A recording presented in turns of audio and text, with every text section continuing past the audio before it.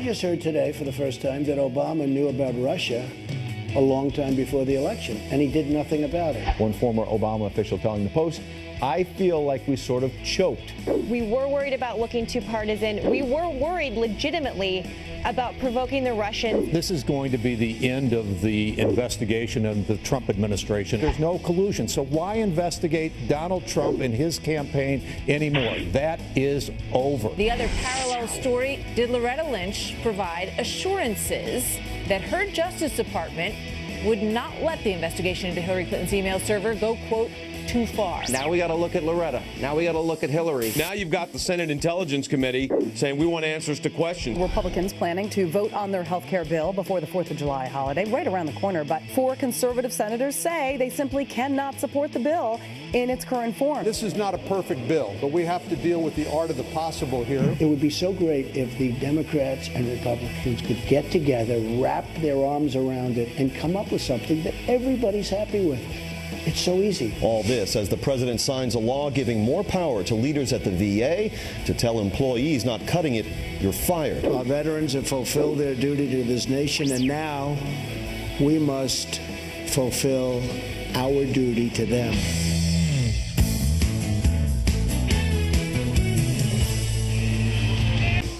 Big show. A lot Big happening. show. And, you know, we started off with some Rolling Stones. No better What gets you song. going better than that? Awesome. Yeah. Good morning to both of you, Ed Henry. Good to see you. Nice to see you. Happy Huntsman. And A lot Governor of politics, Huckabee. but we got Governor Huckabee, yeah. Joining us from Nashville, I believe, Governor. That Whoa. is one of my favorite cities in the country. What are you doing there? Well, I've got a couple of speeches, and I'll be launching a television show this fall from Nashville. It's one of the hottest cities in America.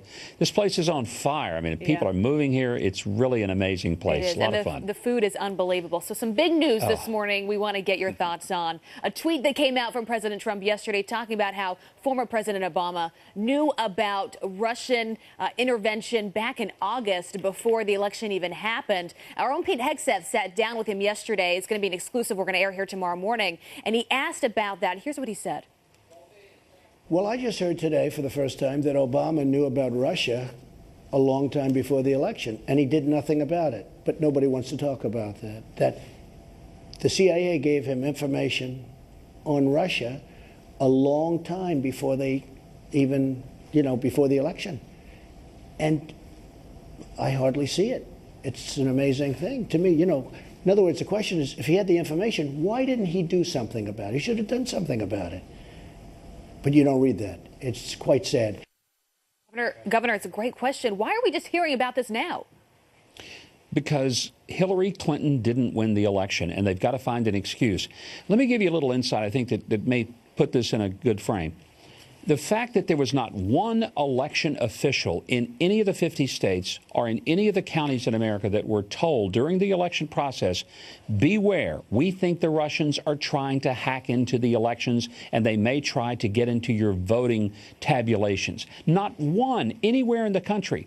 So if there was really this scolding alarm that something terrible was about to happen at the hands of the Russians, then the real problem is a derelict Obama administration that didn't tell anybody who could have taken some safeguards to try to prevent it. So here's the fact. Nothing happened that affected the election. But when the election was over, they needed a way to explain how in the world did we lose. So that's why this narrative has been invented.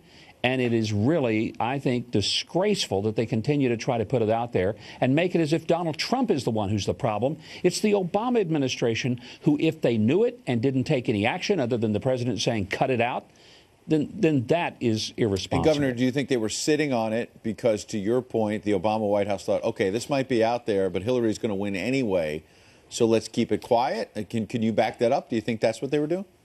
I can't say that that's what they were doing, but I don't think they had any just thought in their minds that Donald Trump was going to win the election. But I also think that they were not seriously convinced that the Russians were successful in hacking anything other than John Podesta's email account, and that was largely because he gave them his password. So that really wasn't so much a hack as it was just scooping up something that was laying on the ground. I just feel that it's very important that the average American understand that this whole idea of Russian hacking, as if it's some amazing thing that the Russians are trying to do, here's a news flash. I'll guarantee you that U.S. intelligence agencies are trying to hack into every foreign government software system, computer system, and mainframe that exists on Earth. And for us to pretend that this idea of trying to get intelligence only goes one way, you got to be pretty naive to think that. That is such a good point. So this exclusive interview airs with our own Pete Hegseth tomorrow morning here on Fox and Friends Weekend. You do not want to miss that. Let's go to Loretta Lynch now for a moment, Governor Huckabee. The big question there is, how far do you think this will go? Obviously, political interference in the Clinton email investigation is what the topic is being discussed right now. That email that's floating around out there could be very, very incriminating. So you have experience in this. How far does this go? How far do you think it goes? Todd, this is really the investigation that has some merit, because you have a sitting attorney general telling an FBI director, don't call this an investigation. In other words, lie about it. And remarkably, he did. So he doesn't call it an investigation. Later, he testifies under oath that it made him queasy. I'm thinking, you know, you don't need a bottle of Tums. You needed to have been fired a long time ago for going into that charade. What did Loretta Lynch talk about with Bubba Clinton on the tarmac in Phoenix? We don't know, because it was a private conversation with all the aides scrambled out. And Abby, I know, knows this. That never happens with people at the level of a sitting attorney general and a former president. You have at least one of your aides sitting there taking notes, making sure that if there's some commitment made, that somebody's remembering what that is. The fact that everybody was moved off that airplane, except the two principals, says what they were talking about was something they didn't want anybody else to ever know about. That is a basis of a real investigation. Donald Trump was not elected to anything during the run-up to the election. And so all of these, breathless Democrats talking about how we've got to get to the bottom of it. Good. Get to the bottom of it. Find out what happened on that airplane. Find out why Loretta Lynch told Comey not to call it an investigation. There's plenty to investigate. I hope they'll actually do it. Speaking of breathless Democrats, I want to get your thoughts on health care, because we've heard from a number of them that says this is going to be really the end of the world. Former President Obama calling this a mean bill, to which Hillary Clinton came out tweeting this: forget death panels. If Republicans pass this bill, they are the death party. Governor, your thoughts on this? This is where politics gets silly. And, the average American is not so stupid as to honestly think that either of the parties, let me be fair, Democrats don't want to kill anybody. I mean, they don't design a bill and say, oh, this will kill off some Republicans. They just don't. And Republicans don't design bills that'll kill off Americans. They just don't. And when rhetoric goes to that level, I think it makes the parties look silly. It sort of reveals they don't have an argument. They can't discuss the merits of a piece of legislation or a proposal, so they're reduced to the most childish form of political rhetoric, which is to say, you're a bad person and you're going to kill somebody. Governor, and it's so over the top. I think it's it runs just deeper. absurd. Isn't it funny, the argument at the beginning of the week was Mitch McConnell's writing this bill in secret. We don't know the details, Governor. We don't know what's in the bill. Then he releases the bill. Within 10 minutes, they say, we know what's in the bill. It's going to kill people. I mean, they didn't even read the bill, and they had the talking points ready. So it starts out, we don't know what's in the bill. Then it's going to kill people. Now we know everything in that bill. Well, the amazing thing was Chuck Schumer's carefully crafted written speech that he delivered within minutes of the release, before he would have had time to read the 142-page bill. But he already had, I think the guy is clairvoyant.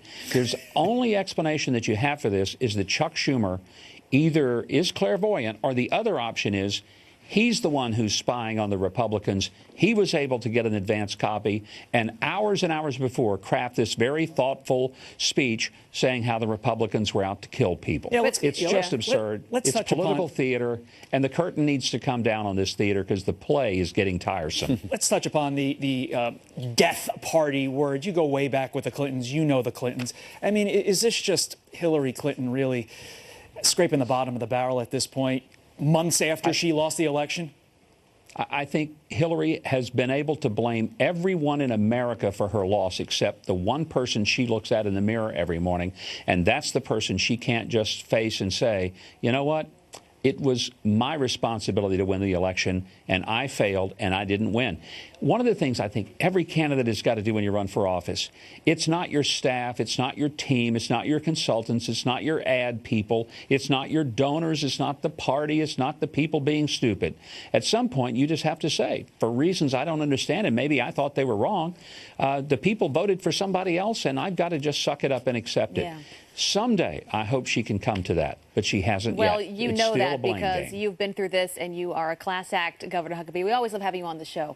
Good to see you. Thank Enjoy you. your trip. And Great to go be have with a you great guys. breakfast in Nashville. They've got amazing biscuits. Yes, indeed.